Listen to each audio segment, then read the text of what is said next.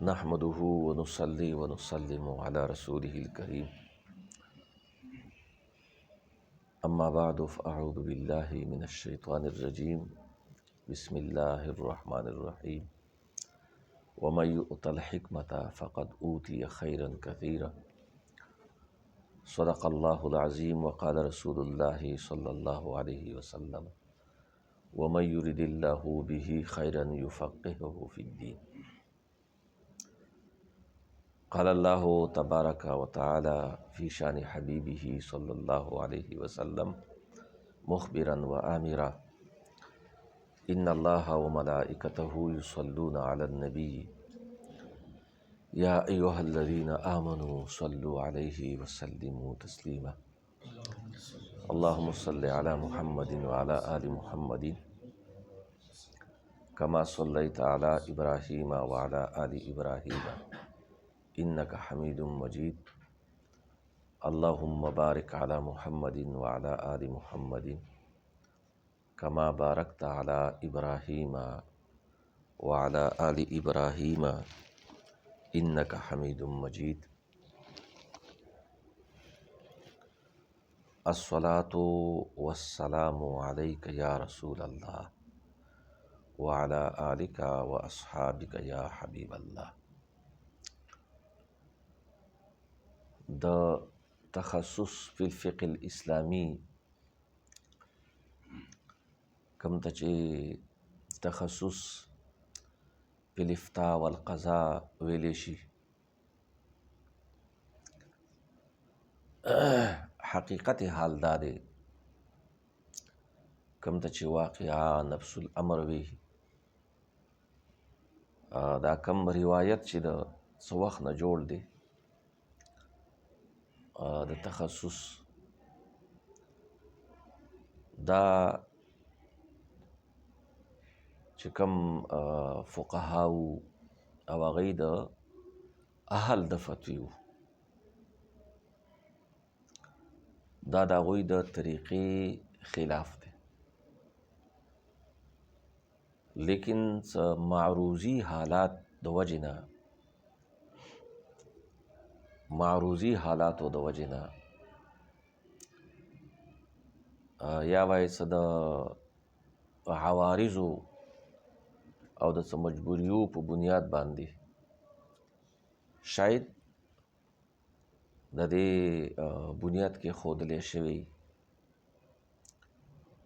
गने का मंगा द इफ्ता और द मुफ्ती तारीख़ बाने गौर कऊ नो मुफ्ती दा मुज्तहिद तवई।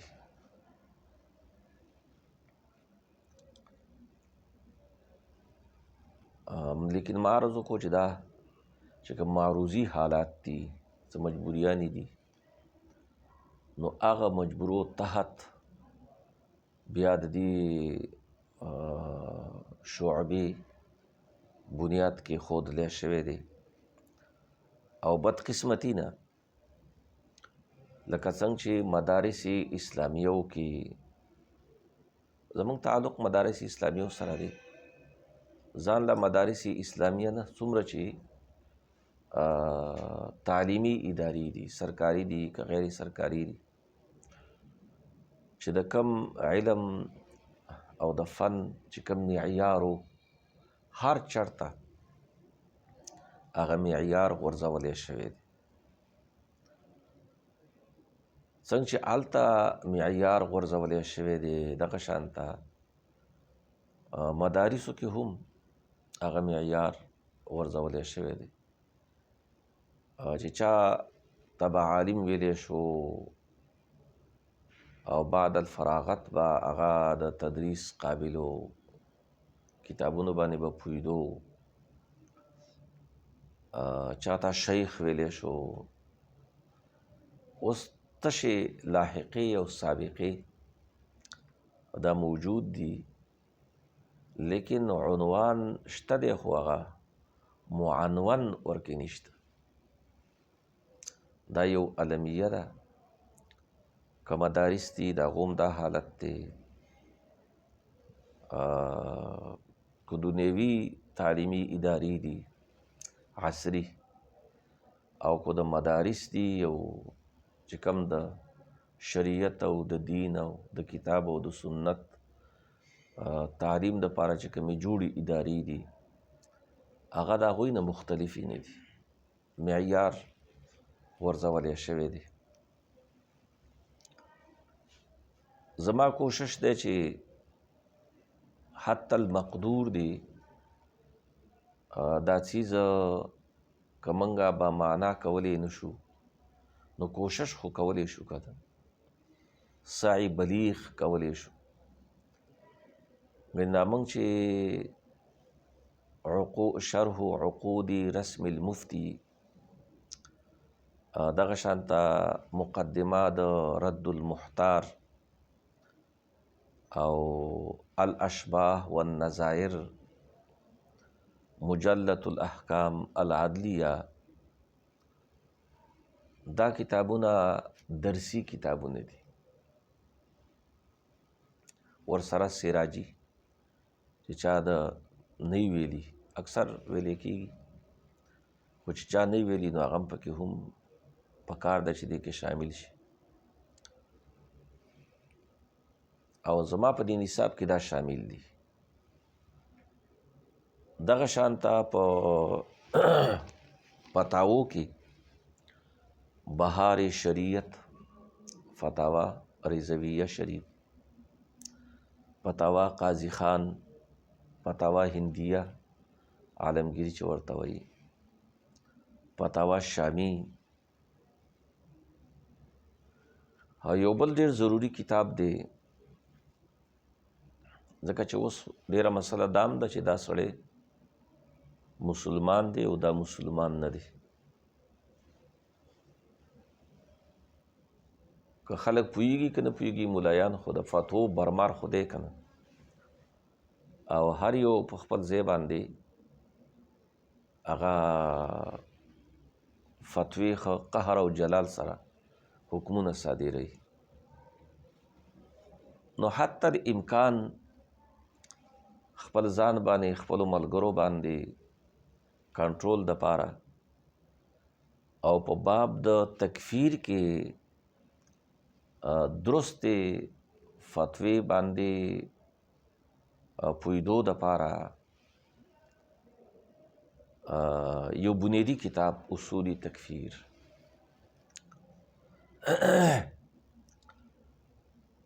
زما د علم مطابق چې څومره د تکفیر اصولو چې کوم کتابونه دي نو په دغه ټولو کې د استاد صاحب چې کوم اصول تکفیر دی دا یو انمول او نایاب چیز دی. بله خبره پکې دا ده چې کوم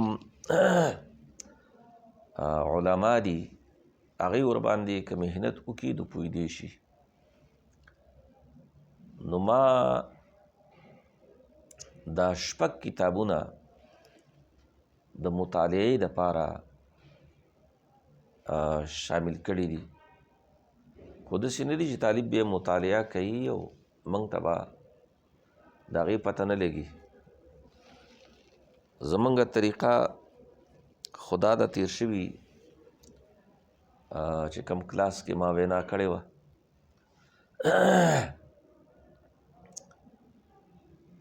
او پکار هم دا ده چې کم کسان افتا دپاره تخصص بالفقه الاسلامی د شعبه کې داخله اخیستل غواړي نو ظاهره ده هغه به فارغ التحصیل وي د یو مدرسې نه، او چې مدرسې نه فارغ وي نو هغه به د فقه چې کوم دا بنیادي کتابونه دي دا به ویلي وي. کنز الدقایق 4 واړه حصې: صلات، نکاح، بیوع، شفعه. دغه شان مختصر القدری او 3 نمبر باندې شرح وقایه، صلات، نکاح، بیوع او شفعه. او بل چې کوم دی نو هغه څلورم نمبر باندې هدایې، څلور وړه هدایې. فقه باندې خو کتابونه ډیر دي. ما څه وخت کې دا کتلی وو نو هغه څه 170 کم و بیش د فقه کتابونه دي لیکلي، زخیم کتابونه مشته او ډیر زیات هم دي. تاسو له به دغه کې به راشي تفصیل کې به موږ ووایو انشاءالله. هلته راځي لکه دا خو تیاره شوه.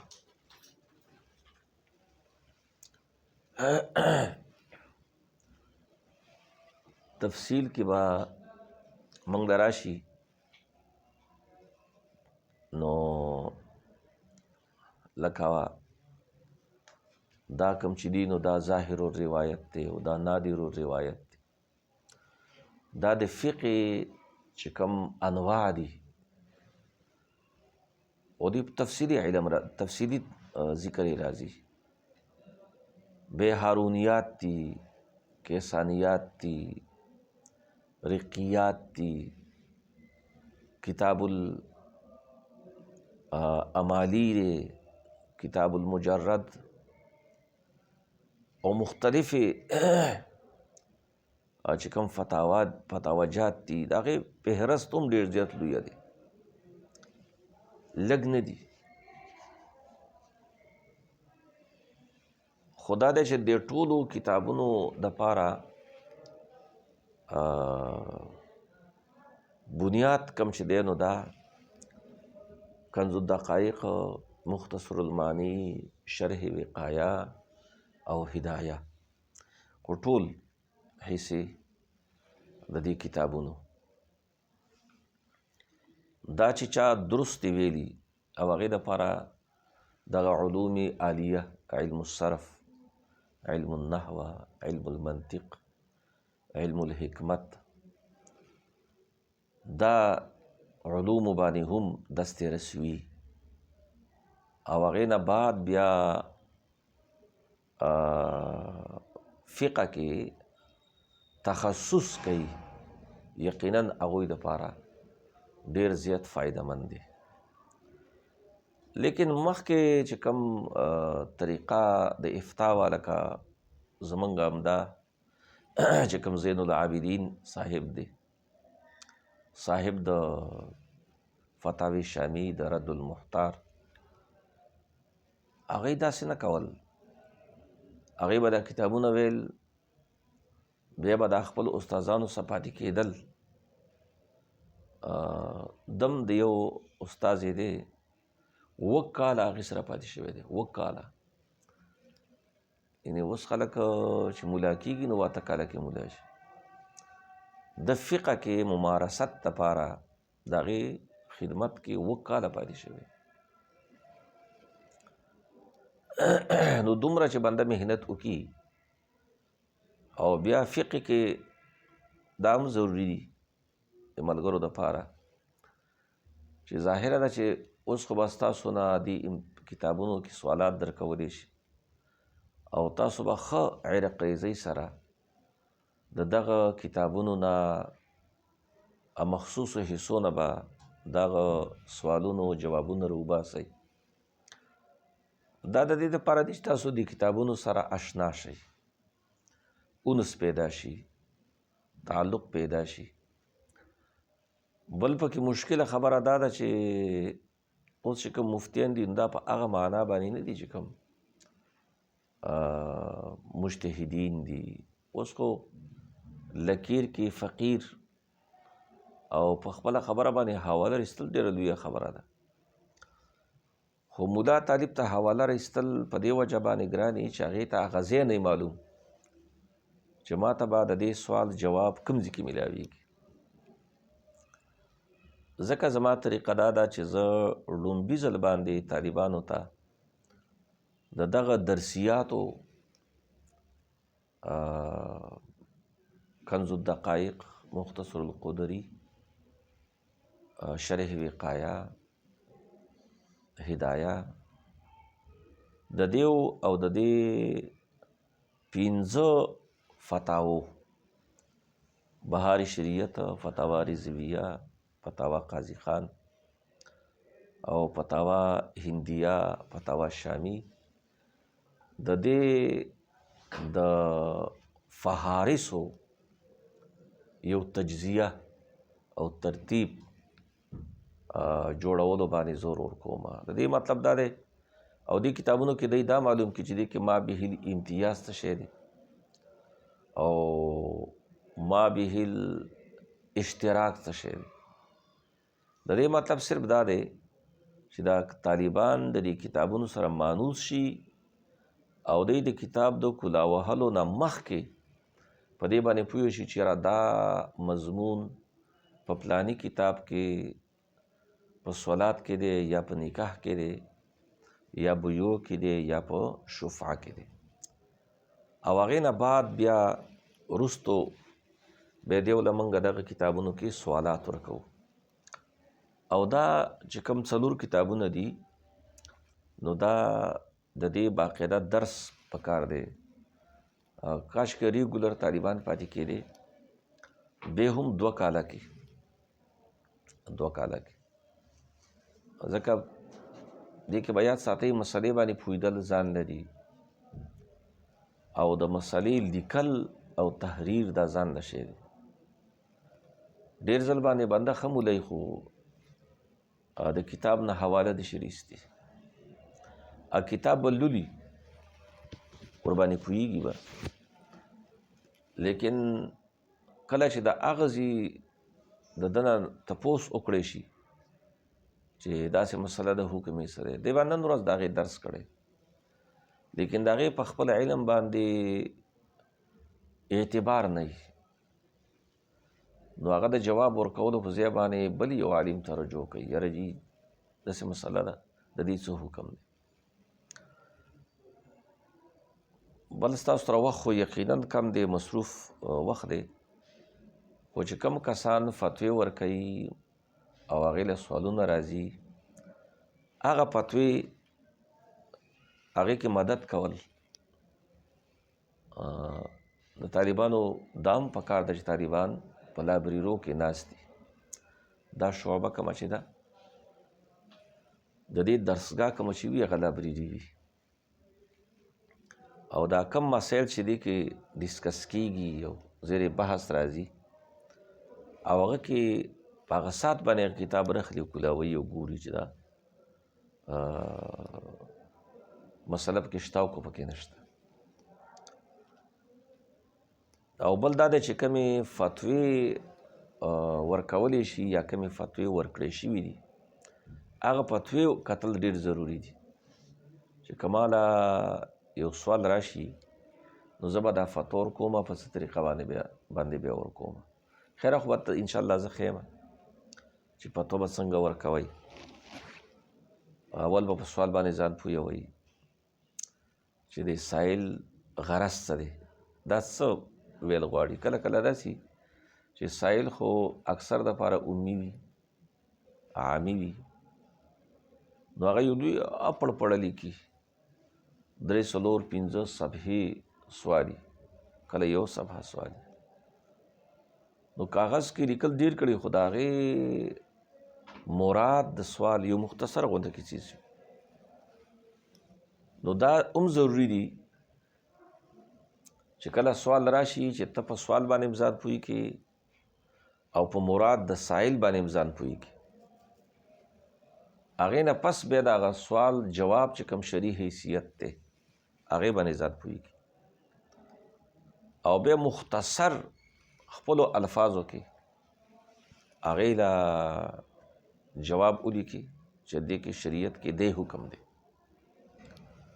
او د هغې نه وروستو چې دا حکم تا د کم ځای نه راغیستی دی، د کم عبارت نه، د کم کتاب نه، هغې نه پس هغه عبارت ولیکي. خو یو نه، کم از کم د 2-3 عبارتونو لیکلو کوشش پکار دی.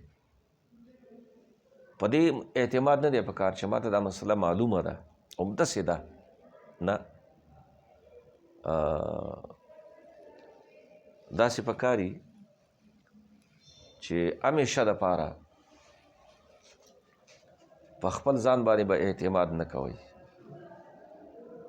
که تا مخکې نه فتوا ورکړي یا د بل چا فتوا درسته شته دی خو تا له سوال راغی نو ته به اصل کتاب ګوري، اصل کتاب هغه به رالي او بیا به د هغې نوې مطالعه کوي او بیا به همدقه طریقه باندې هغې له جواب ورکوي.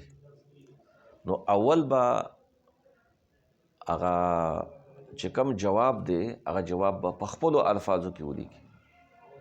د هغه نه پس چې هغه جواب تا د کم عبارت نه راغیستی دی نو بیا به تا هغه عبارت ورباندې ولیکي او بیا به دا کتاب لیکي چې دا کمې مکتبې شایع کړی او صفحه جلد مکتبه دا ټول ولیکي.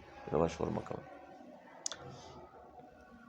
نو دې کتابونه کوم چې دي دا بهار شریعت، فتاوا رضویه شریف، فتاوا قاضی خان او فتاوا هندیه، فتاوا شامی، دا خو اسیم دي خو د دې سره اصول تکفیر ضرور واخلئ. اصول تکفیر او هغه اصول تکفیر د اول نه د اخیره پورې یو ځل نه، چونکې هغه علمي دي، منطقي دي او نو هغې باندې به خواري ډېره کوئ او کم از کم تاسو هغه یاد کو نو هغه یادېدو کې دا نه چې صرف هغه مسایل به یادېږي، هغه کې ډېر زیات د منطق هم ډېر مسایل پکې تاسو ته یادېدی شي. نو هسې خو پکار دا ده چې تاسو ته او انشاءالله وي به چې د علم فقه تعریف څه دی، ځکه دا خو تخصص په الفقه الاسلامي دی که نه، نو چې بنده پکې تخصص کوي، پی ایچ ډي پکې کوي فقه کې، نو پکار دا ده چې هغې ته د دې تعریف هم معلومي، غرض هم معلومي، موضوع هم معلومي. نو دغه څیزونه هم یادول پکار دي چې تعریف درته یادي، موضوع درته یادي، غرض درته یادي. هغه څه دی هو العلم بالاحکام الشرعیة العملیة. فقه څه دی؟ دا علم دی بالاحکام الشرعیة العملیة، احکام شرعیه و عملیه باندې. عملی چې د هغې تعلق د عمل سره دی، کالحلال والحرام، دا شی حلال دی دا حرام دی، نو هغه معاملات وي او که عملیات څومره چې دي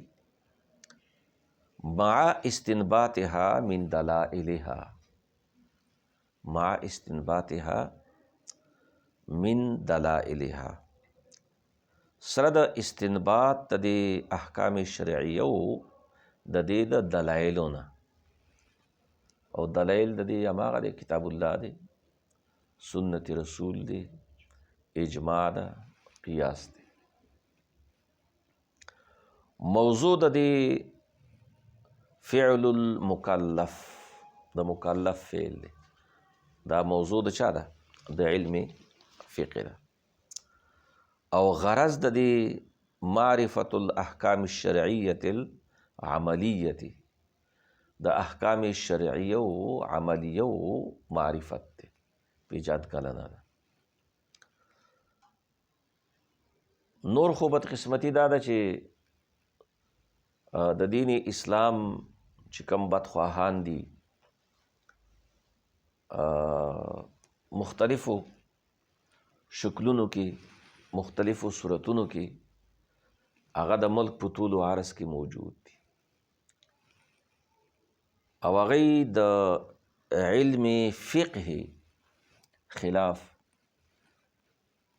انتهایی خطرناک حد پورې پرچار کوي. حضرت امام ابو حنیفه رضی الله تعالی عنه، دغه شانته حضرت امام شافعی رحمت الله تعالی علیه، حضرت امام احمد بن حنبل رحمت الله تعالی علیه، دا چې کوم ائمه اربعه دي،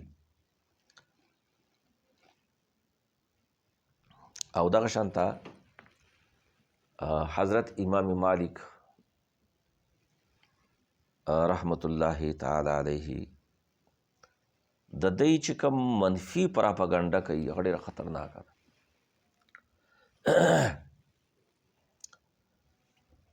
امام اعظم ابو حنیفه نعمان بن ثابت رضی الله تعالی عنه او امام محمد بن ادریس الشافعی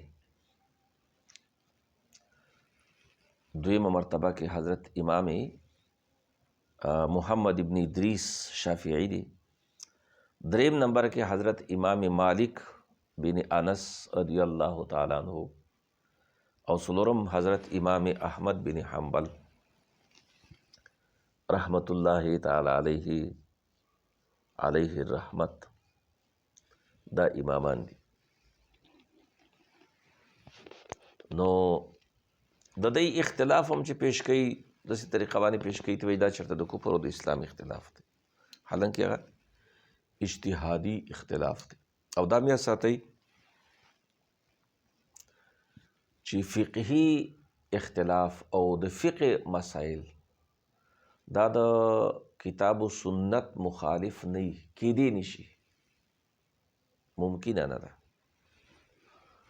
او چې کومه مسله د قرآن و سنت خلاف ده هغه فقه نه ده. تاسو دې باندې به ځان پوهوئ ښه. دا چې اوس دا کم چې د علم الفقه مخالفین دي نو هغوی حضرت امامنا امام اعظم حضرت ابو حنیفه رضی الله تعالی عنہ د رسول پاک علیه الصلاۃ والسلام خلاف پیش کړي. وی ته امام صاحب منی او که رسول الله منی، بیا ورته وی ته قرآن و حدیث منی که فقه منی. نو هغوی دومره ډټای سره محراب په سر باندې بسری منبر عوامی اجتماعاتو کې تحریراتو کې کلاس کې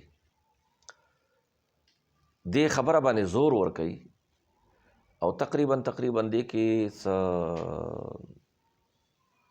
50% که نه دي نو کم از کم 25% کامیاب دي. 25% هغوی د دې خبرې کوشش کوي چې فقه د کتاب و سنت په مقابله کې پیش کړی شي. نو د کتاب و سنت په مقابله کې فقه څوک مني او نه منل پکار دی، او نه د کتاب و سنت په مقابله کې فقه ده. فقه د کتاب و سنت په مقابله کې نه ده. دا به تاسو له راشي او تاسو به په د قیاس په شرایطو کې ویلي چې قیاس چې مجتهد کوي نو کله کوي. قیاس مجتهد اله کوي چې کله هغه مسله چې کومه حادثه کومه مسله پیښه شوې ده په هغه کې به نص موجود نه وي. نص به نه وي. چېرته چې نص موجود دی، نص شته دی، نو هلته خو نه د مجتهد اجتهاد شته دی او نه د فقیه فقاهت. هلته خو بس هماغه کتاب الله دی او هماغه سنت رسول دی. نو دې باندې به ډېر خیال ساتئ چې فقه دا نه د قرآن خلاف ده، نه د احادیثو خلاف ده، نه د اجماع خلاف ده. او فقه کومه چې ده نو د دې تعلق صرف او صرف لکه تاسو به درته وایي او هغې ډېر ډټای سوی او د شرم او د حیا هغه چې کوم درو دیوار دی هغې شلولی دی. وی دا مقلدین کوم چې دي احناف وی دی وی چې منګه په فقه کې د امام صاحب مقلدین یو خو په اصولو کې د امام صاحب مقلدین نه یو. وی دی وی چې په دې اصولو کې امام ابو حنیفه صاحب نه پوهېده نو په اصولو کې نه منو او په فقه کې چې کوم احکام دي فقهي نو موږ په دې کې منو. نو اوس هغه په دې نه پوهېږي چې فقه څه ته وایي. فقه تعریف کې زمونږ د فقه تعریف چې موږ کوو نو هغه څه دی؟ هغه همدا دی که نه؟ هو العلم بالاحکام الشرعیة العملیة. هو العلم بالاحکام الشرعیة العملیة كالحلال والحرام مع استنباطها من دلائلها. نو دا خو د دې احکام شرعیه خو عملیه دي چې کوم تعلق د چا سره؟ د عمل سره. د عمل سره تعلق دی. نو امام ابو حنیفه رضی الله تعالی عنه کاغه مجتهد دی، فقیه دی، او هغه د کتاب و سنت نه استدلال کړی دی. فقه څه ده؟ قیاس دی که نه؟ فقه څه ده؟ قیاس دی. تاسو به قیاس کې نور الانوار کې او اصول شاشی کې، حسامی کې څومره چې د اصولو کتابونه دي هلته به تاسو کتلي چې یو مقیس وي بل مقیس علیه وي، او بیا به دا مقیس علیه په مابین کې به علت مشترکه وي. ګوره که نه چې دا مجتهد چې اجتهاد کوي او قیاس کوي نو هغه مسله کې به کوي چې په هغې کې به نص موجود نه وي. دا زموږ کتابونو کې دي چې هغې کې به نص موجود نه وي. چېرته چې نص موجود دی نو هلته قیاس نشته، او چېرته چې قیاس نشته نو هلته فقه نشته. نو منکر وهابي څنګه وایي چې ته به فقه مانې که ته به قرآن و سنت مانې؟ ګوره دا یو بېځایه سوال دی، بېځایه سوال، نامناسب سوال، په بد باطنۍ باندې او په خبث باطن باندې بنا سوال دی. دا نه پکار. دا قلب الحقائق خلکو باندې اشتباه راوستل لپاره داسې خبرې کوي، او د قیاس نه د فقه نه خلاصون نشته. په دنیا کې چې ځان ته مسلمان وایي نو په غیر د فقه نه، په غیر د قیاس نه هغه پاتې کېدی شي نه. دا ممکنه نه ده.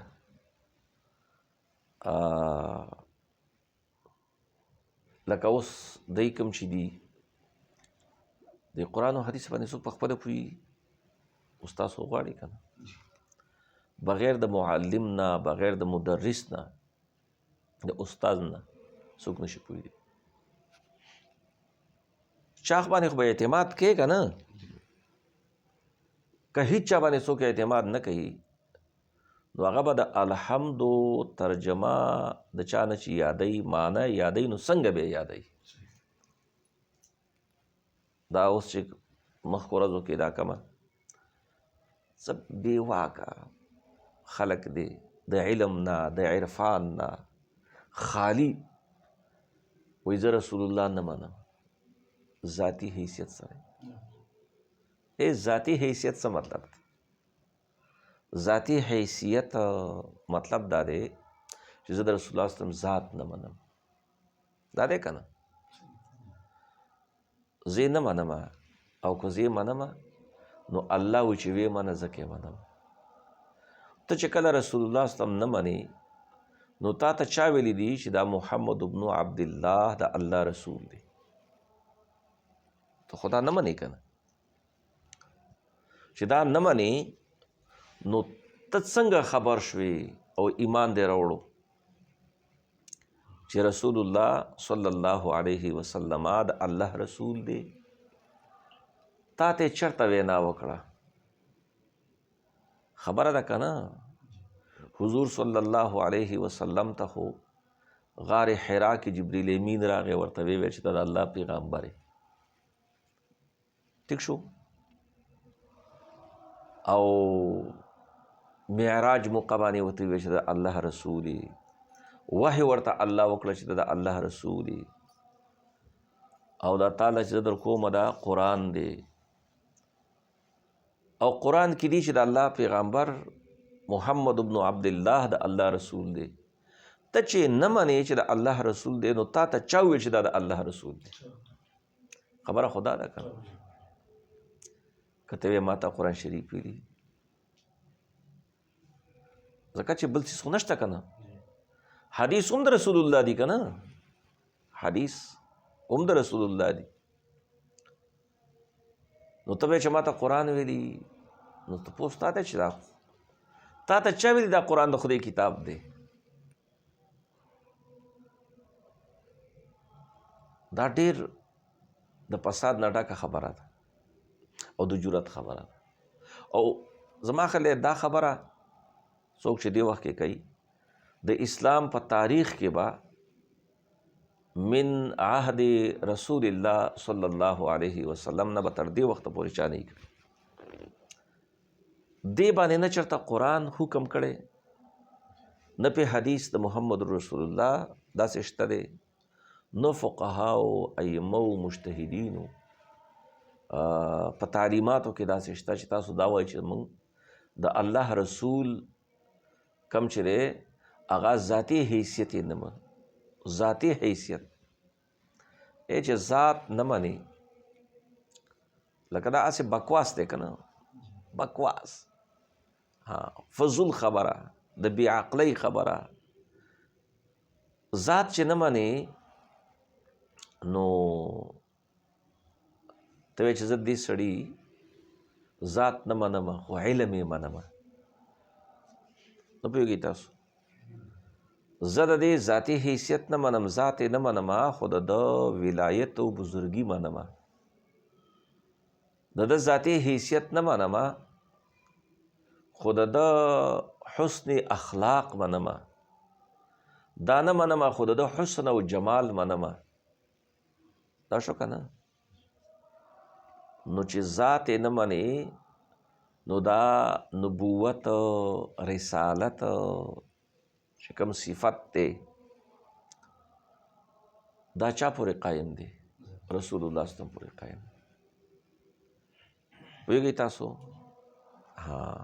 دا صفت رسول الله صلی الله علیه وسلم پورې قایم دی. نو دا صفت بغیر د موصوف نه کیدی شي. او دې کې یو فرق زده کوي، ضمناً پکې خبره راله ده، صفت او وصف کې فرق شته او که نشته؟ تاسو ته به دې کتابونو کې راځي که نه چې دا صفت دی او دا وصف دی.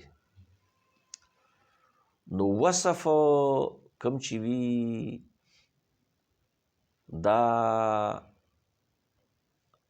لازم غیر منفک وي، عرضی لازم غیر منفک. پوهېږئ تاسو دې ته څه وایي؟ صفت. لکه د الله وحده لا شریک چې کوم صفات دي چې هغه رسول الله صلی الله سره جل وعلا هغې سره لازم دي او د هغې نه منفک نه دي.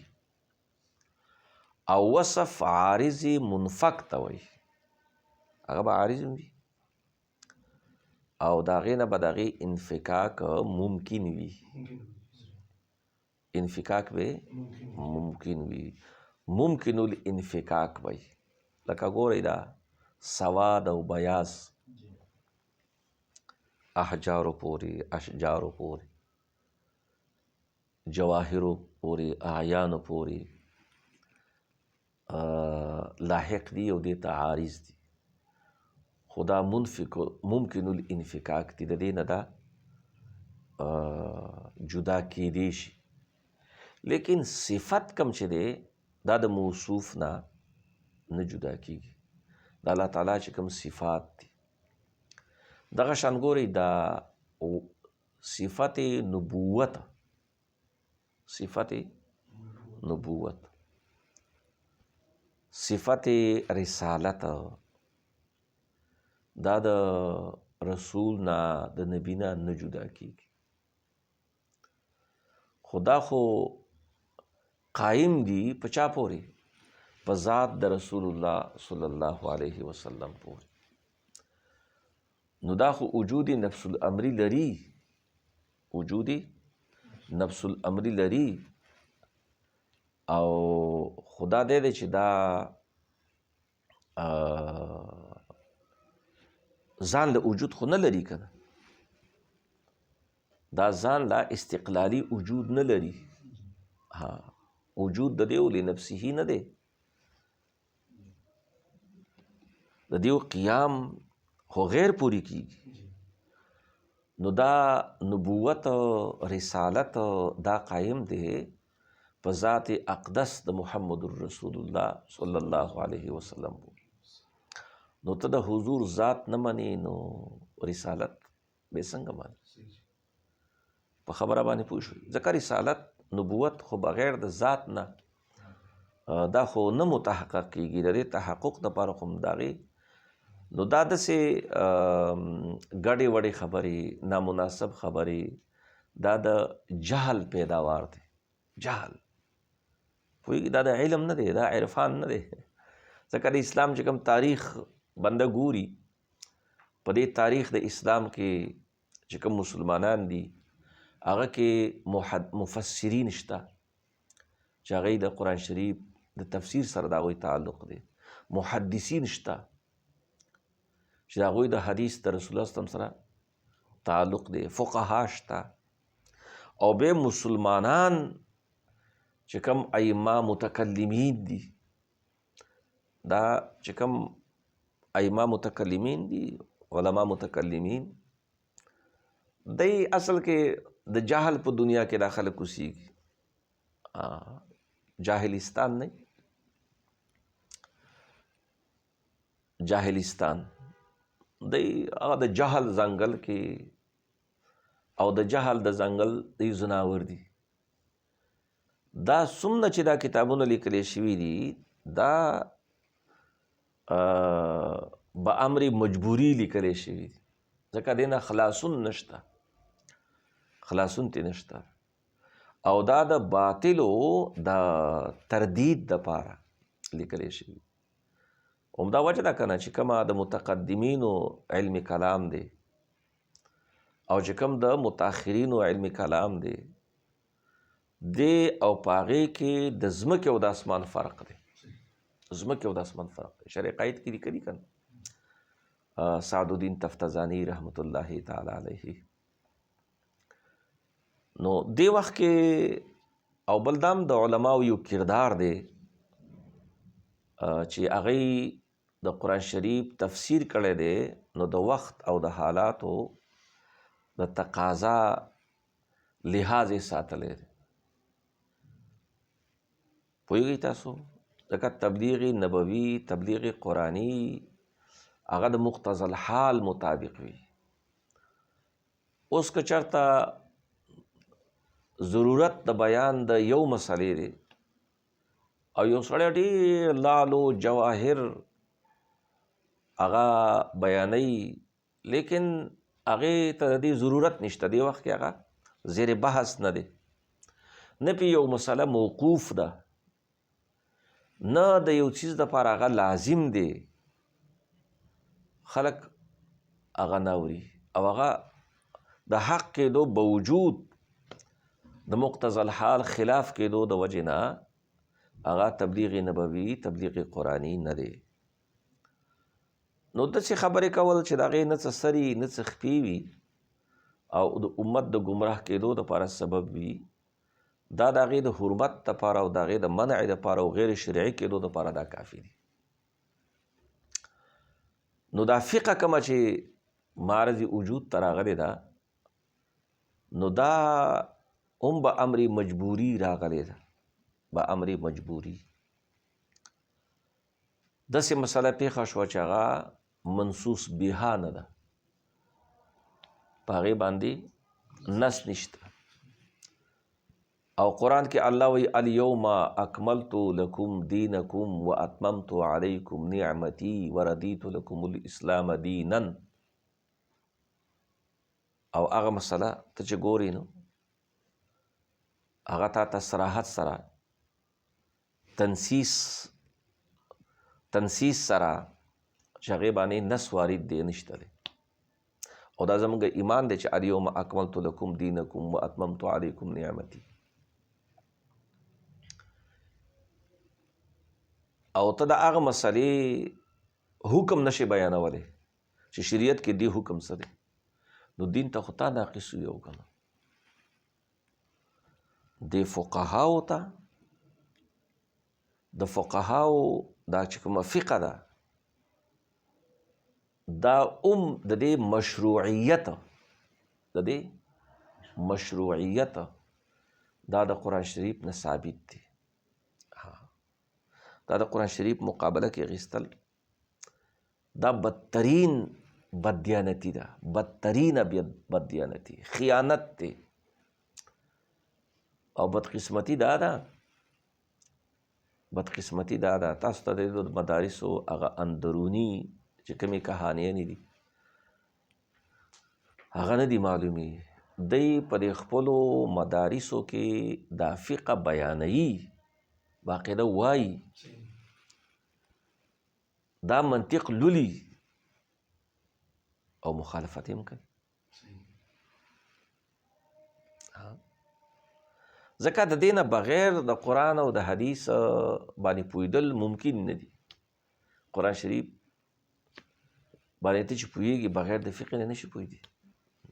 ځکه دا وایي که نه چې د دې په تعریف کې دي مع استنباطها من دلائلها. فقیه دپاره دا ضروري دي چې کوم فقیه وي هغه په کتاب و سنت پوهېږي. کتاب و سنت باندې پوهېدو دپاره په فقه باندې پوهېدل ضروري نه دي، خو فقه باندې پوهېدو دپاره کتاب و سنت باندې پوهېدل ضروري دي. تاسو خبره باندې پوه شوئ؟ نو دې وخت کې د ښه علم ضرورت دی، د ښه علم، او بیا د خپل علم د ښه استعمال ضرورت دی. خو ښه علم ښه استعمال دپاره دا ضروري دي چې بنده به د حق ګویۍ د وړاندې چې کوم رکاوټونه دي نو هغه به عبور کوي، او چې کوم عالم د حق ګویي د وړاندې دغه رکاوټونو عبور کولو نه عاجز وي نو ټیک شو، که د عذرونه درست وي نو الله به یې نیسي. لیکن د دین کار خو نه شو که نه. د دین د خدمت دپاره دا ضروري دي چې کم از کم مفاداتو د پیش نظر دی خو د دین بیړه هغه نه غرق کوي، لحاظ د وجې نه چې رجی دا سړی مې ملګری دی، دوست مې دی، که دا مسله بیانومه نو خفه به شي، دا مفادات مې دي، که دا مسله بیانومه نو بیا به زما دا مفادات ختم شي. نو د دین د خدمت دپاره به څوک اسمان نه به فرشتې راځي. اوس خو د انبیاو سلسله منقطع ده که نه، دا چې کوم ملکونو ترقي کړې ده او غیر اسلامي ملکونه دي، انګریزان به راځي، روسیان به راځي، چینیان به راځي، همدا غریب غربا دا فقیر دا مودیان به دا کار کوي. ځکه خپل ذاتی انا دا قربانول دي، دا به بنده قرباني او د فقه او د شریعت چې کوم صحیح سمت دی هغې باندې به دا مزل کوي. نو یو څو مسایل زده کول دي، دا بند که یا یو څو مسایل زده کول دي، دې باندې بنده فقیه نه جوړېږي، بنیاد به درست دی. دا موږ چې دا کوم کتابونه وایو که نه دا د بنیاد د درستولو دپاره دي. نو نن به زه د کتاب باندې شروع کوم، دا خطبه درته ویم او انشاءالله زما کوشش دی چې مقدمه د رد المحتار هم وایو او مجلة العدلیه دا صاحب به وایي، سراجي هم چاته ملګرو ته ضرورت و، نو بیا به دا وخت د زیارت د ورځې 2 حصو باندې تقسیم کړو. نو لومبۍ حصه کې به چې کوم ملګري د کومو کتابونو ته کمی دی دا زده کوي، دا ډېر لازمي دی. عار دا نه دی چې بنده بعد الفراغت چاته کینی، عار دا دی چې کله ستانه د مسلې تپوس وشي او تاله نه درځي. مخکې ورځ کې یو ملګری و، نو ما ویل چې که نه هغه چې مړی دی او ژوندی دی دا پروګرامونه دي. او نو ما ګوره سبا چې ته په عبارت کې ګیر شي نو ته دا عذر نشي کولی چې زه خو ډېر قابل وم، دا هر څه به مې یاد کړي وي، خو منډې تړلې را باندې ډېرې وي. نو دې منډو تړلو باندې ستا جهالت پټېږي نه، ستا نالایقي نه پټېږي. دا څوک عذر دې نه مني چې تاله سبا عبارت نه درځي، په مسله نه پوهېږي او ته وایې یاره جي زه فارغ نه وم. زمونږ یو ملګری دی ډېر داسې نډر بې باکه غونته کې سړی دی، نو د هغې د وړاندې زما چا تعریف کړی و. هغه وایي څه تعریف یې کوئ یار، زما ملګری دی که نه، وایي دومره دی چې هغه معذور و، چېرته تللی نه شو او موږ خدای روغ پیدا کړي وو، نو ګرځېدو. نو بس هغه لږ ډېر محنت کړی دی ځکه څه، او زه وایي که نه بار به ګرځېدم. نو ګورئ محنت په طالبۍ کې ناسته، هغه حدیث کې راځي که نه چې دا حکمت کم چې دی دا د مؤمن هغه ورکه کړی شوې غوټه ده چې چېرته هم درته میلاو شوه نو په کار دا ده چې دې اوچته کړې. نو که ستا بټوه د جیب نه ورکه شوې ده، فرض ته ورک شوی دی، هغه کې ستا ډالرې پرتې دي او سونا پکې پرته ده، او هغه یو ځي کې د چمیرسه ده، نو ته وایې نه زه د دې نه اخلم، دا دې چېرته ښه دی یو عزتمند سړي سره ورسره وي چې ډېر غټ عهدې والی، نو هغه نه یې اخلم، نو تا خپل نقصان وکړو. نو پوهېږئ تاسو. نو دا نه چې کوم کتاب زه لولم نو هغه به تاسو وایي، او دا نور ملګري الحمدلله دا ښه قابل لایق خلک دي، پکا سنین دي. نو دا څومره کتابونه چې دي چې راځئ، هسې هم راځئ، د زیارت ورځ ده وختي راشئ او د یو کتاب ویلو په ځای باندې 2-3 کتابونه ووایي. دا وخت غنیمت وګڼئ، ستاسو لپاره دا غنیمت دی، او دا عبارت هم ټیک کوي، د دې په مطلب باندې هم ځان پوه کوي، او په دې نیت کتاب وایي چې زه به دا کتاب بل ته ښایم. چې کله د انسان په زړه کې دا حرص موجود وي چې زه دا کتاب په خپله ویم خو زه به بل چاته ویم، نو هغه سبق د بنده یادېږي. زما یو تجربه ده چې کله تاسو د قرآن شریف د یادولو په نیت باندې وایئ، نو چې 2-3 ځله یو ځای ووایئ نو هغه درته یادېږي. او چې کله ستاسو د یادولو نیت نه وي چې زه په یادو باندې یادوم حفظ کوم، او هسې تلاوت کوئ 100 ځلې ووایئ نه درته یادېږي. نو چې کله تاسو دا کتاب په دې نیت وایئ چې دا کتاب مې وویو او دا به زه بل ته یادوم، نو بیا تاسو ته په دې کتاب کې هغه مغلقات هم راځي، مشکلات به هم راځي، ذهن به هغه طرف ته ځي چې تاسې به د دې څه معنا ده.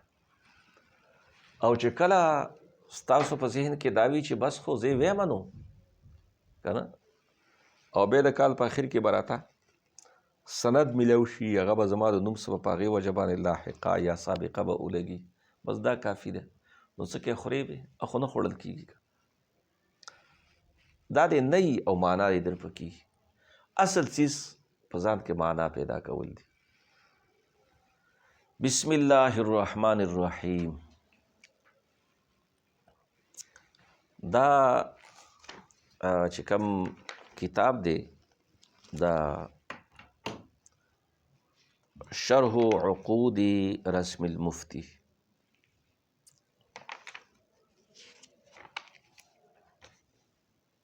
د دې چې کوم مصنف دی د دې متأخرینو عالمانو کې بهترین عالم دی او د غنو کتابونو مصنف دی او کتابونه چې لیکلي دي رسایل یې نه دي لیکلي، کتابونه دي او داسې هم نه دي چې واړه واړه کتابونه دي. دا تقریبا 54 کتابونه لیکلي دي، 54 کتابونه، 54 کتابونه. او په خپل وخت کې خلکو غټو غټو لقبونو باندې به یادو: العالم الجلیل، الفاضل النبیل، البحر، العلامه، الحبر، الفهامه، الجهبذة الفقيه، الزكي النبيه، عمدة المتاخرين، خاتمة المحققين، الحسيب، النسيب، الأديب، الأريب، السيد محمد أمين، السيد محمد أمين ابن سید عمر. نو دا سید دی او یو څو واسطو سره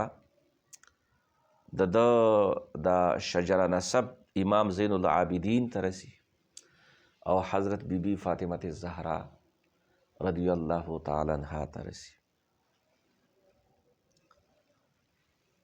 دا 1198 هجری کې په دې ولادت شوی دی. 1198 هجری کې قرآن شریف یې یاد کو، عجمی دی، قرآن شریف یې چې یاد کو نو بیا هلکا پھلکا قرات کې داسې نیمګړتیا نه وي. پلار یې تاجر و، چې سبق د فارغ شو نو هغې سبا تجارت کې مدد دپاره د هغې خواله لاړ. هلته بیا قرآن شریف تلاوت د ځان سره کو. لاره کې یو کس روان دی، قرآن شریف یې واورېده نو د ده په قرائت کې چې کوم لحن خفیف لحن موجود و هغې باندې ورته د شاندهي وکړه. نو بس په هماغه وخت کې هلته چې کوم ټولو کې ماهر استاذ دی د علم التجوید، د هغې نوم دی محمد بن سعید بن ابراهیم الحموي. دا 1236 کې د دې وصال شوی دی. د هغه نه د قرآن شریف تجوید وکړو او د ده چې کوم ډومبی استاذ دی هغه نه به یې څه زده کړه؟ شاطبیه. یو بل کتاب دی تجوید کې میدانیه ورته وایي، هغه جزریه. او دغه استاذ کوم چې دی نو دا شافعی المذهب و، دا الشیخ محمد سعید بن ابراهیم الحموي کوم چې 1236 هجری کې د دې وصال شوی. نو هغه نه فقه شافعي واغسته، یعنی علم فقه شافعي ویل د هغه نه.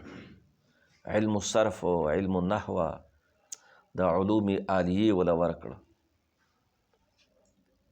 او بیا یې هغه له اجازت هم ورکړه چې ته نورو ته د علم ښوولی شي.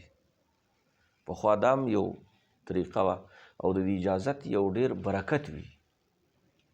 اجازت کم کسان چې بغیر د اجازت د استاد نه درس کوي هغې کې دومره برکت نه وي څومره برکت چې هغه کس په درس کې وي چې هغه د استاد د طرف نه مجاز وي، چې ذاته د درس قابل وي. بیا د دې محمد امین سید محمد امین زین العابدین رحمت الله تعالی علیه، الله تعالی د دې هغه اراده وګرځوله او دا لاړ هغه وخت کې چې کوم مشهور او معروف فقیه حنفي فقیه حضرت ابن مقدم سعید هغې له لاړ او بیا د هغې سره علم التفسیر، علم الحدیث او علم اصول حدیث، علم اصول تفسیر، علم الفرائض، علم تصوف، علم حساب، معقولات دا وویل او بیا پورا انهماک سره د حضرت امام اعظم امام ابو حنیفه رضی الله تعالی عنہ کتابونه ولوست او هغه کتابونه خپل استاد سره د استاد رهنمایي کې غټ غټ کتابونه بنیادی کتابونه ویل. ملتقى الابحر ورته وایي، د فقه حنفي کتاب دی. کنز الدقایق، شرح د کنز الدقایق د البحر الرایق. تاسو کې که چېرته یو کس هم کنز الدقایق باندې بحر الرایق وویو نو زه دعوې سویلی شم چې هغه ته په فقه کې بل کتاب ته ضرورت نه پیښیږي. درایه، هدایه او د هغې نه پس دی چې کوم دی نو الدر المختار کوم باندې چې د رد المحتار ولیکه بیا دا ویو او د سره یو د ملګرو یو جماعت هم ورسره و.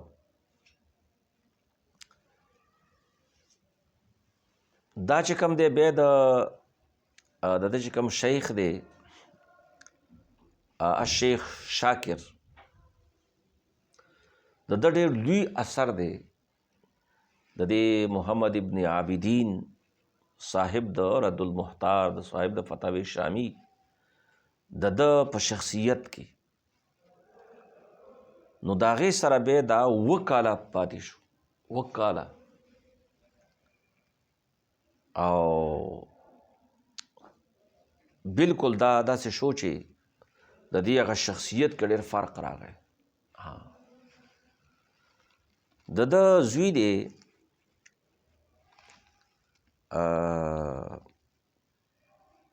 هغه د ډېر واقعات او د ده ژوند چې کوم تفصیلونه دي هغه را نقل کړي دي. د خپلو والدینو سره ډېر زیات روغ جوړ و.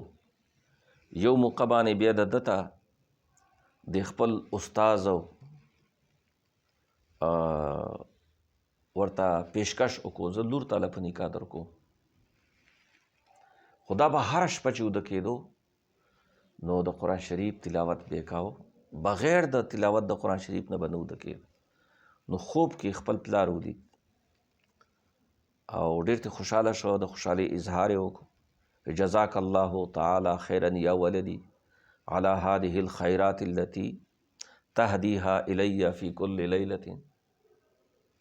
خو داسې وکړه چې دا کم شیخ تعالی لور درکوي د دې لور مه کوه، ځکه هغې سره ستا د ادب او د احترام د تعظیم رشته ده او کور کې خامخا څه نه څه خبره باندې جګړه راځي نو که ته هغې ته تکلیف ورکړې نو کیدای شي هغې باندې ستا نه استاد ناراضه شي. نو د هغې په وجه باندې ده بیا هغه اراده کومه چې وه هغې ترک کړه او بیا هغې نه بعد پخوا طریقه دا وه، اوس خو دا بل شان هر څه غیر معیاري دي که نه. پخوا چې به کله چا علم به حاصل کو د علم د حاصلولو نه بعد به بیا د یو مرشد کامل صحبت کې به پاتې کېده، د هغه نه به کسب فیض کو او دا مستقل علم دی، علم تصوف علم دی. دا نه دی چې تا ته چا ویل چې بس دا لا اله الا الله وایا بس و بیا ته کال کې 2 کاله کې 3 کاله کې کله ورچکر شوي او هغه د سره په ولاړه میلاو شو که په ناسته میلاو شو لرې نه دې ولیده که دې ونه لیده ستا کار وشو دا چې بس هغه زما پیر صاحب دی او هغه زما ستا نه ده. دا چې کله عالم شو فاضل شو او دا تمام کتابونه وویله نو هغې نه پسې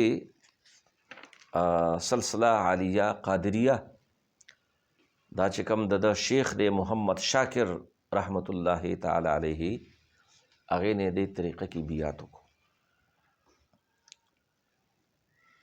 او د پوره زندگی په درس و تدریس کې تعلیم تعلم کې د دې چې کوم سوانح دي ډېر زیات دي چې کوم د شاګردان جوړ کړي دي نو ډېر بهترین شاګردان دي او چې کوم کتابونه یې لیکلي دي د ده چې کوم مؤلفات دي نو یو خو دا فتاوا شامی ده په سر کې کوم ته چې رد المحتار على الدر المختار ورته وایي بل منحة الخالق دا د تصنیف دی منحة الخالق دا حوالې د ډېر زیات عام ملاویږي العقود الدریه دا د تصنیف دی د ملتقى الابحر باندې حاشیه لیکلې ده د ملتقى الابحر په شرح باندې قاضی بیزاوی باندې حاشیه لیکلې حاشیه علی تفسیر القاضی البیزاوی هغې باندې لیکلې ده د ده یو بله حاشیه ده په افاظة الانوار دا شرحه د منار ده د حسبکی په هغې باندې حاشیه لیکلې ده د یو بله حاشیه لیکلې ده د هغې نوم دی رفع الانظار رفع الانظار متول باندې په علم بلاغت کې حاشیه لیکلې ده فتح رب الارباب على لب الالباب دا د یو حاشیه دا لیکلې ده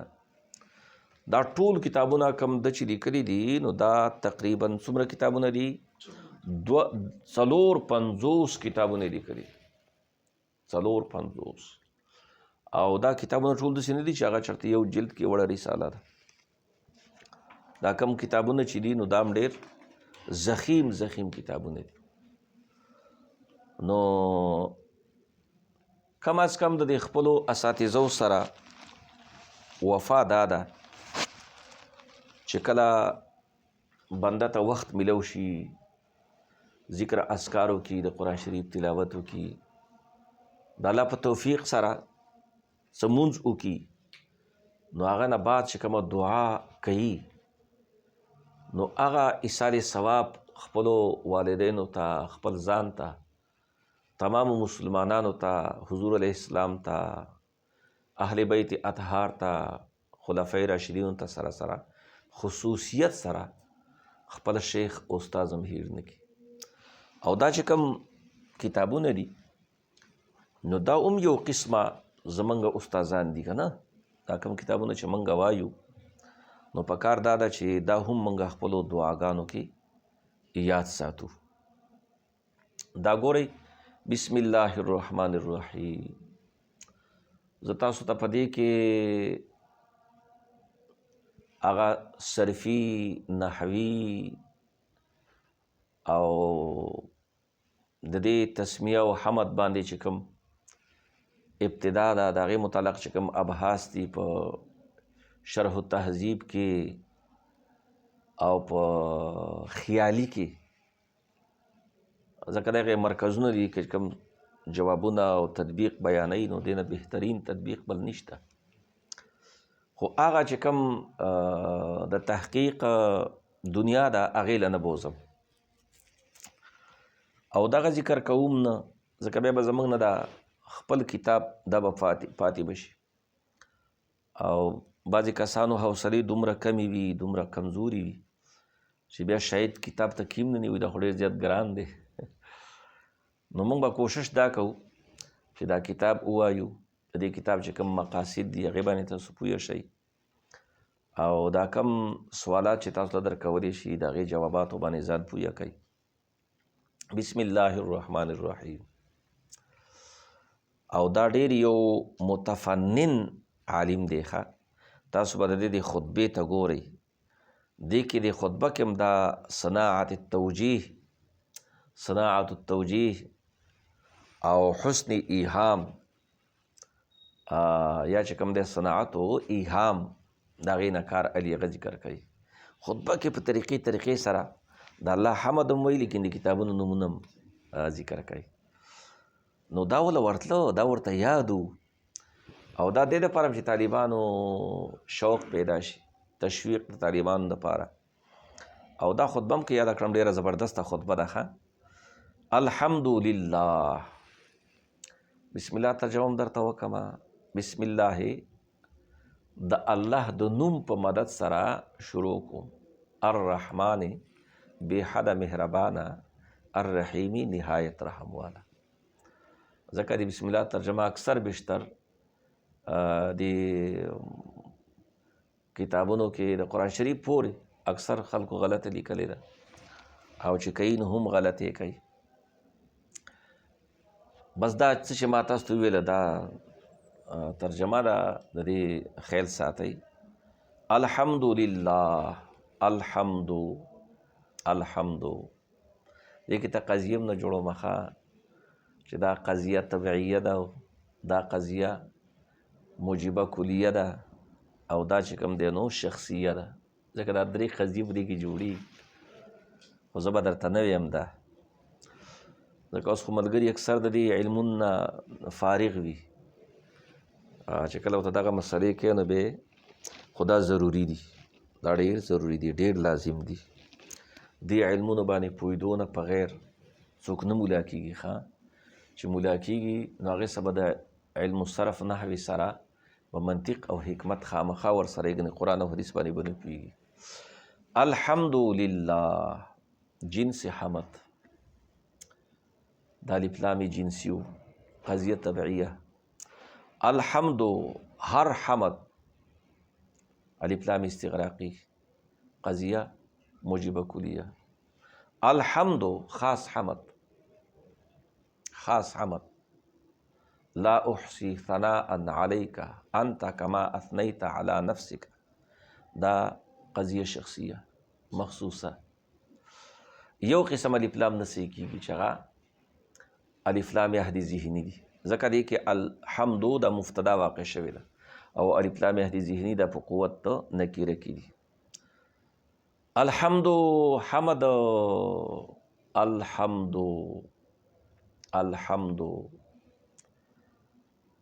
هر حمد جنس حمد، او حمد الحمد حمد عام حمد. چرته بدله ذکر مخکې به یو مناسب ذکر به د دې وضاحت وکړمه چې د مطلق او په عام کې څه فرق دی. الحمد خاص حمد چې کوم الله د خپل ځان دپاره بیان کړی دی، بس جنس حمد هر حمد، او خاص حمد چې کوم الله خپل ځان دپاره بیان کړی دی چې هغه ما یلیق بشانه دی. لله دا خاص دی الله دپاره. الذي هغه ذات من علینا چې احسان کوي په موږ باندې، من علینا چې احسان کوي په موږ باندې، یا من علینا چې احسان یې کړی دی په موږ باندې. دواړه معناګانې صحیح دي. من فعل ماضي، الذي اسم موصول نه بعد راوړی شوی ده، نو معنی استقبالي هم صحیح ده او معنی ماضي باندې والا هم صحیح ده. فی البدایت بالهدایت، په ابتدا کې په هدایي سره. فی البدایت بالهدایت، دې کې صنعت ایهام هم دی او صنعت توجیه هم ده. دا ډېر آسان څیزونه دي، خو دا طالبانو څه تلخیص بدیع او بیان نه وایي که نه، او هغه چې کوم دا ډومبنۍ حصه د هغې دومره ویری چې وروسته بیا تللی نه شي. حالانکه دا آسان څیزونه دي. او بل دا کوي چې دی کتابونه ډېر اخلي نو نه پوهېږي. دویم دا دی چې کتاب زده نه کړي او ترقي وکړي مخکې درجې له لاړ شي نو چې هلکه نه پوهېږي خو پاتې شه که نه خامخا مخکې ځي نو جاهل به جوړېږي. دا شي نه ډېر خوند کوي چې دا چاته یادي ښه من علینا احسان یې کړی دی په موږ باندې فی البدایتې په بدایه کې. اوس بدایه معنا لغوي څه ده؟ ابتدا کې. ابتدا کې چې څنګه ماشوم پیدا شي وهدیناه النجدین نو هغه د مور سینو پسې خوله ګرځوي چې کوم ځای کې به راته میلاویږي. نه دی که نه؟ دا مدرسه کې سبق نه دی ویلی سکول دا نه دی تلی د یو استاد یا د استادې په لاس کې نه دی پاتې شوی چې ته به وږی کېږي او که نه یا وهدیناه النجدین د خیر او د شر لار فی البدایتې نو هغه شر خو مقصود نه دی که نه نو بالهدایتې په هدایت سره په ابتدا کې احسان را باندې کړی دی په ابتدا کې په هدایت سره. نو اوس دا بدایت دغه معنا هم صحیح ده او بدایه د کتاب نوم هم دی هدایه هم د کتاب نوم دی. وانقذنا نا مفعول به دی. انقذ کې ضمیر مستتر راجع دی اسم الجلال الله ته. دا خبره لږه ضروري ګڼمه زمونږ څومره چې علمای اهل سنت دي د فکر رضوي حامل علما هغوی پوره اهتمام سره چې کله د الله تبارک و تعالی وحده اسم گرامی نامی ذکر کوي نو تعبیر تی کوي په اسم جلالت سره. غلام جیلانی مرټي رحمت الله تعالی علیه کړی دی او شاید نورو کسانو هم کړی. یو بل هم زما د نظر نه چاته تیر شوی دی ما به دې کتابونو کې په هغې باندې نوټ لګولی خو په کثرت سره چې کړی دی نو هغه غلام جیلانی مرټي رحمت الله تعالی علیه کړی دی. نو دغه اسم الجلالت په دې باندې یو شبهه کیدی شي هغه دا ده چې جلالت وی لویی ته څه ته لویی ته مصدر دی جلالتون.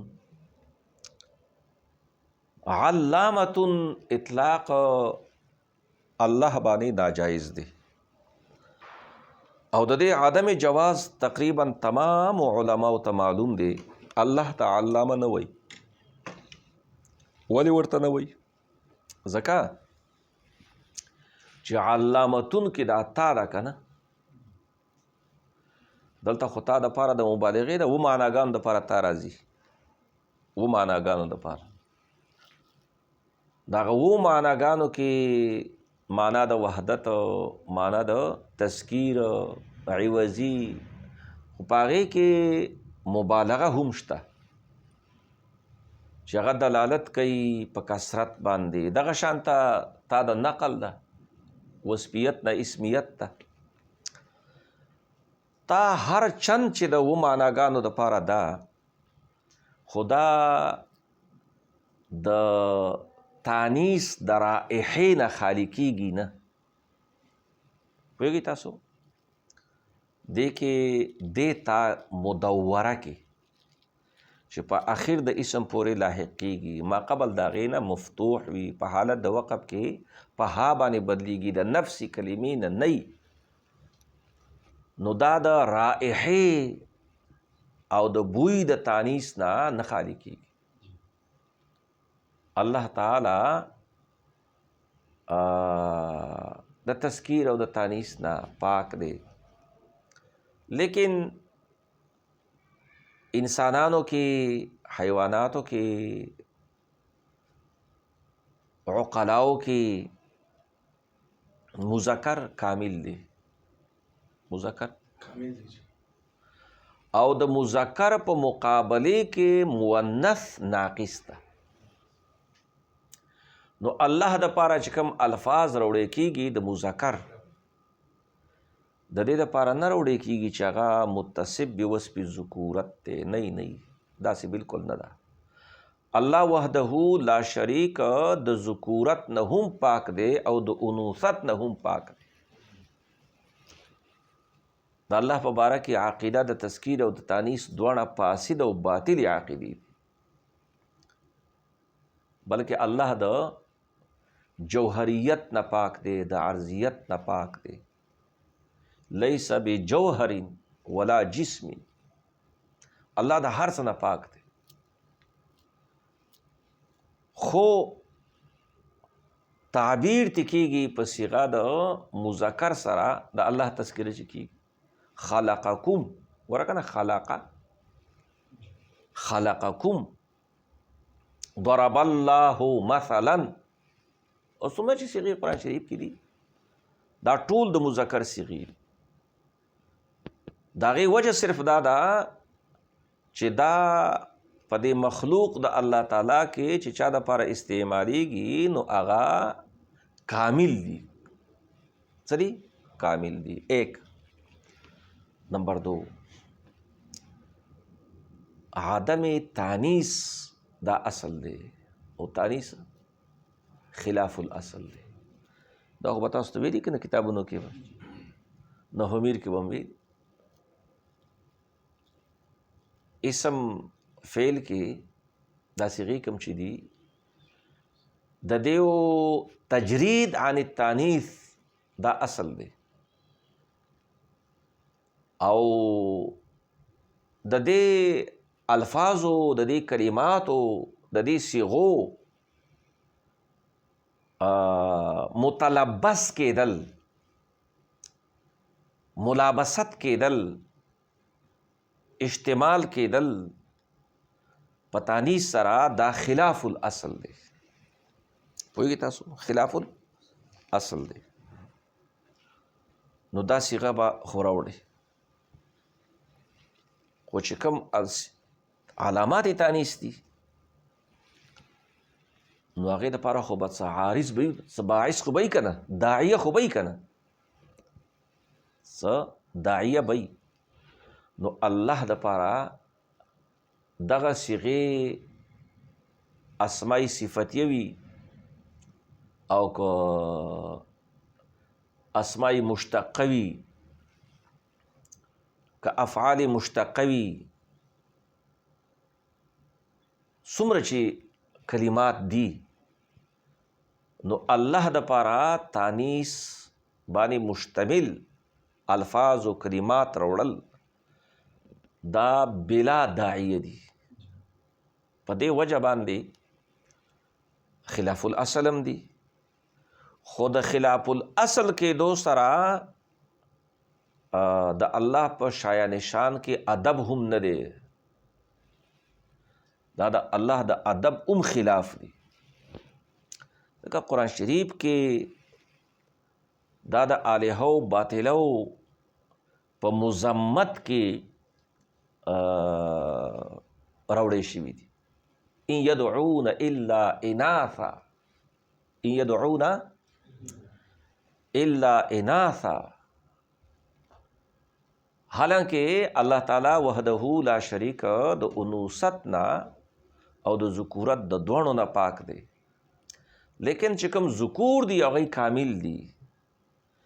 نو په کاملو مخلوق دپاره چې کوم الفاظ راوړی کېږي قطع نظر د هغو د ذکورت نه الله دپاره قرآن شریف کې هغه الفاظ راوړی شوي دي. لیکن علامه اطلاق پې نه کېږي ځکه چې دې کې شایبه د څه ده؟ رائحه د تانیث ده. نو جلالتن اطلاق پې څنګه کې؟ پوهېږئ تاسو د جلالتن اطلاق پې څنګه کې؟ غلام جیلانی میرٹی رحمت اللہ تعالی علیہ شمس النحات دے، زمنگا اکابرو علماؤ کے دے، او دغه چې کوم علم دی نحو باندې پوهېدل دي او حدیث باندې پوهېدل دي. بشیر الباری یو جز د بخاري او شرح لیکلې ده. زمونږ د اهل سنتو بدقسمتي ده، کاش هغه ژوندی پاتې شوی وی او دا شرح یې مکمل کړی وی. هغې چې کوم تحقیق کوي، صرفي تحقیق، نحوي تحقیق، بلاغي تحقیق، فقهي تحقیق، هغې نه وروستو بیا محدثانه تحقیق. یو مجسمه علم دی. بعضې کسان وي که نه، هغه الله تعالی داسې علم ورکي چې د هغې هغه ګوش پوست علم وي. ما ته یاد شو هغه استاد صاحب رحمت الله تعالی علیه دا ځای دی که نه چې الاوصاف قبل العلم بها اوصاف کما ان الاوصاف قبل العلم بها اخبار. داسې د میرزاهد دی غالبا که مولا جلال دی. هغه کې هغه وخت کې پته نه زما ذهن کې څه خبره راغله. ما د استاد نه تپوس وکړو، هغې جواب راکړو ما نه چې داسې نه دی. نو مال دلته کتاب پروت دی، راویخلی چې ویې ګورو. استاد صاحب غوسه شو، دا خپل دغې داسې ونیو، دا څرمن د دې مټې کېده وایي مرله کتاب، وایي زما دا ګوش پوس دا منطق دی. نو بعضې کسان د خدای پاک دومره مضبوط علم ورکړی چې د هغې هغه جبلت جوړ شوی. لکه اوس موږ د لوږې احساس کېږي، د تندې احساس کېږي، نو موږ پکې د چا تنبیه ته محتاج نه یو. هغې باندې پوهېږو، زه وږی یم، زه تږی یم، بلا تکلف پوهېږو، بلا تکلف. بلکې که موږ اوبه نه څښو نو هغې کې راته تکلیف کېږي، که ډوډۍ نه خورو په هغې کې راته تکلیف کېږي، خو په احساس کې موږ څه ته محتاج نه یو. بعضې اهل علم داسې وي چې هغوی له الله داسې علم ورکړی. نو هغه علماو نه غلام جیلانی میرټي رحمت الله تعالی علیه هم دی، تاهم معصوم نه دی. پوهېږئ تاسو معصوم نه دی. نو نه د هغې جلالت شان کې څه تقصیر دی، څه کوتاهي ده، څه کمی دی، بلکې عدم التفات دی. څه دی؟ عدم التفات. دا د بې علمۍ دلیل نه دی. یو خبره باندې به خدای زموږ سره کېږي، د هر عالم سره کېږي، د هر مدرس سره کېږي. هغه څیزونه چې موږ لاک مرتبه ویلي دي، یو ځل نه، یو لاک نه به زیات ځل په هغې تلفظ کړی، ښه پې پوهېږو. د هغې ماده راته معلوموي، د هغې وزن راته معلومي، د هغې معنی لغوي راته معلوموي، د هغې معنی استعمالي راته معلوموي. بیا هم کله کله دا ژبه هغې باندې ملګرتوب نه کوي، او کله بنده خلیو ذهني وایي څه معنی ده، او یا اتفاق نه بې ځایه هغه لفظ استعمالوي، هلته استعمال نه پکار. او دا څومره چې مولین دي تقریبا مدرسین دي، که دې پسې بنده شروع شي که نه، داسې څیزونه به پکې راوباسي چې هغې خپله ورته ګوري، که له مخې له ورشي هغې به حیران شي، ای خدایه دا مې څه چل کړی دی. نو دا د هغه څه قلت علم نه دی، بس بې التفاتي ده. داسې ویلي دي نه که چېرته د اسم جلالت په ځای باندې اسم جلال وویلی شي، دا به بهتري. نو موږ له کوشش پکار دی. 100 منټه صبر به کوې ښه، ما به درس ته پرېږدې. او اسم الجلال کم چې دی که نه، تعبیر که اسم الجلال شي دا به ډېر بهتري. لکه زما د ملګرو ته دا یو مشوره مې ده چې اسم الجلالت په ځای باندې اسم الجلال ووایي. او چې کوم زموږ اکابر دي، علما دي، چا چې استعمال کړی هغې ته زموږ د ځمکې نه د عرش علا پورې سلام دی. او د هغې څه اختلاف دا څه بېدبي نه ده، څه ګناه نه ده. زموږ نه هم داسې تقصیرات به کېږي او شوي دي.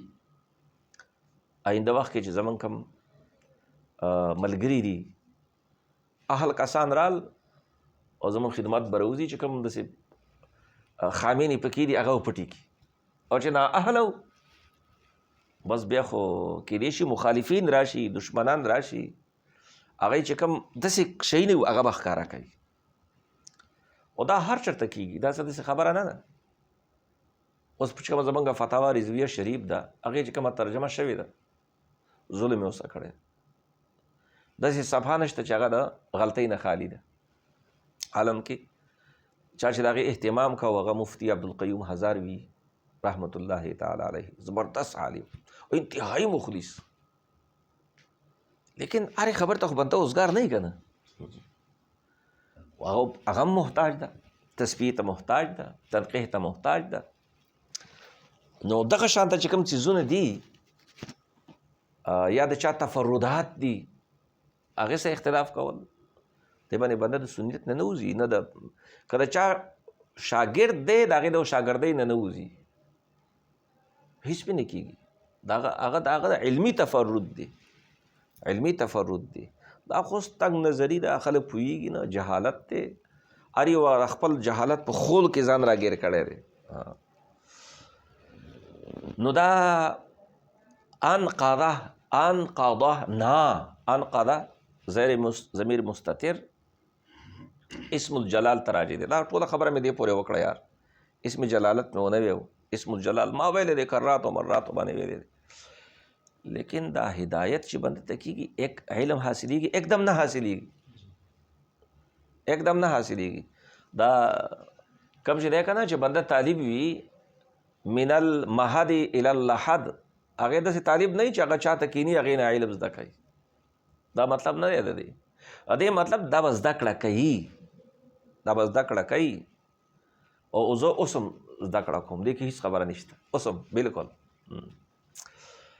زه بالکل څنګه چې هر طالب علم هغه د ورځې څه زده کوي، زه هم دغه شان زده کوم. زما علم کې اوس هم اضافه کېږي او ښه خبره ده، ترقي کېږي. او د هر عالم دغه حالت دی. او چې دا شی پکې نه و هغه به جاهل درج که نه، جاهل برفت و جاهل برفت. او چې نه علم به زده کوي. د طالب العلمۍ د دور نه زیات علم بنده تدریسي ایامو کې د ملاتوب ایامو کې زده کوي. دا طالبانو خیال دی چې دا سړی خو ډېر بهر دی او دا هر څه ورځي، داسې نه ده. د هر عالم مجهودات د هغې د معلوماتو مقابله کې زیاتي.